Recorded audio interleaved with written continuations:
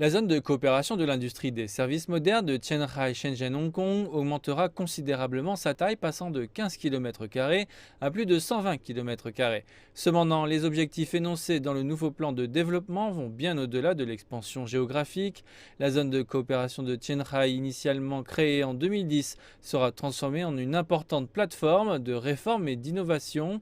L'industrie des services modernes et le développement scientifique et technologique sont deux des principaux secteurs de la zone de coopération. De nouvelles normes et mécanismes seront introduits pour stimuler les industries des services dans la partie continentale de la Chine et dans les deux régions administratives spéciales de la Chine, Hong Kong et Macao, en particulier dans le secteur financier. L'innovation est encouragée à tous les niveaux et dans presque tous les aspects des services financiers de Tianhai. Le plan souligne que les réformes financières doivent être encouragées pour servir l'économie réelle, les activités économiques de consommation, l'investissement, le commerce, les entreprises liées à l'innovation scientifique et à la technologie de pointe. Le plan demande également que Tianhai fasse bon usage des ressources à Hong Kong et à Macao.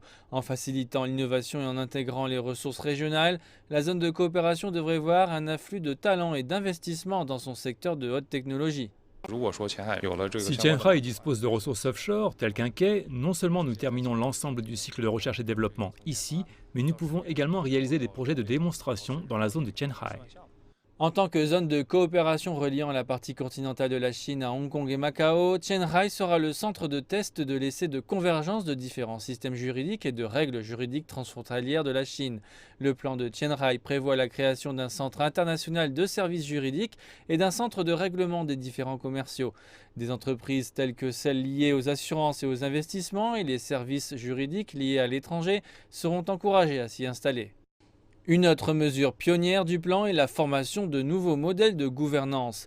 Les institutions statutaires de Tianhai prendront en charge certaines fonctions de gouvernance des régions spéciales de Hong Kong et de Macao.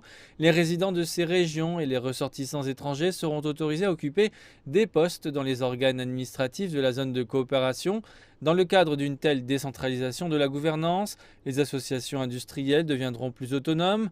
Le bureau de liaison du gouvernement populaire central à Hong Kong a déclaré que le plan améliorerait la mise en œuvre d'un pays, deux systèmes et offrirait à Hong Kong un espace de développement plus large.